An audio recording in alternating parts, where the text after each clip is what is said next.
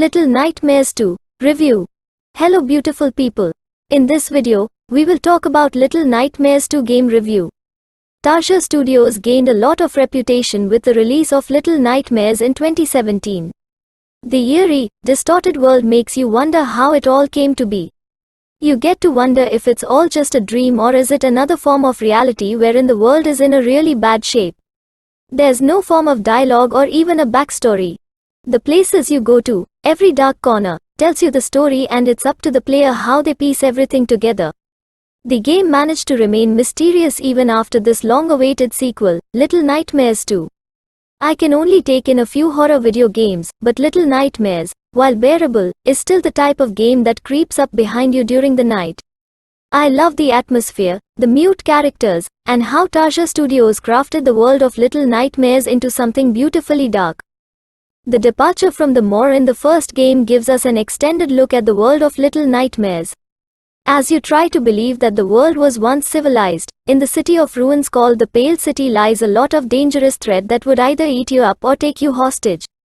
Mono, the newest protagonist, along with Six, our beloved yellow-hooded little girl from the first game, are desperate to look for a safe place of refuge.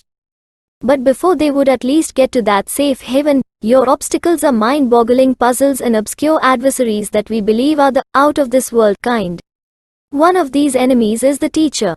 As you hide behind tables or jars that are filled with organs or animals, one subtle noise can make her instantly curious about her surroundings, abnormally extending her neck and snaking through unreachable places. Another is the mannequins in the hospital. They move unknowingly when the lights are off, so a beam of light from your flashlight stops them. Things become interesting and heart-pumping when you're in a dark room filled with those things.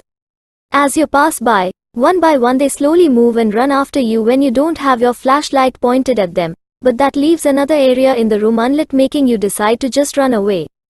In my case, the hospital was the scariest place in Little Nightmares 2. Making you turn back and say, is there another way around the hospital? By the way, we are gathering gamers and gaming lovers like you in our YouTube channel RAYAROZEN, so it would be nice if you join our gaming community by subscribing our YouTube channel. We upload a cool game stuff like gaming reviews, different gameplays, top 10 games compilations etc.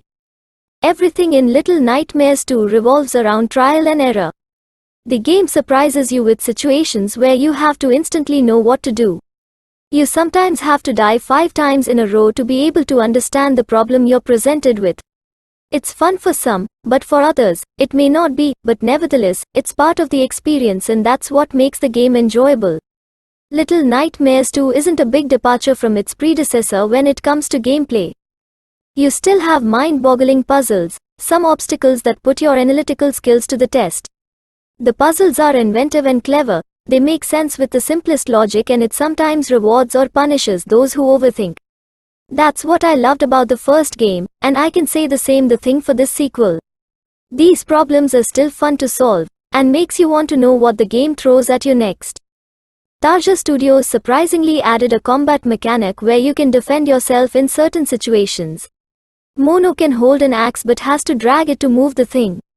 He exerts a lot of energy in swinging the weapon, making him vulnerable at times during combat. However, that's only against little creepy enemies. The larger ones, there's no way for you to kill them with your tiny axe or hammer. The combat isn't the strongest suit, but it's a welcomed added mechanic when the situation needs it. In the technical side of the review, I'm playing the PS4 version of Little Nightmares 2 on a PS5. You can instantly feel the performance boost, hitting consistently 60 frames per second, FPS, on 1080p. Playing the game on 4K, however, things become apparent. You get a significant drop in performance, only constantly getting 30 FPS even on a PS5. While the load times are much better than on a PS4, we will get that official performance boost when the PS5 version of the game comes out later this year. Little Nightmares 2 is a sequel that everyone can love, especially those die-hard fans of the franchise. You're still greeted with unexpected threats lurking in every dark corner, the uneasy feeling you get when you walk through corridors and windows, and the unexpected twist at the end. I had a great time in my 5-6 hours of playthrough and I can say, it's worth binging through all the chapters in one sitting. But that ending, wow! So, That's it for this video. Hope you enjoyed it. If you do like our video, make sure to like, subscribe and hit the bell icon so you never miss an update.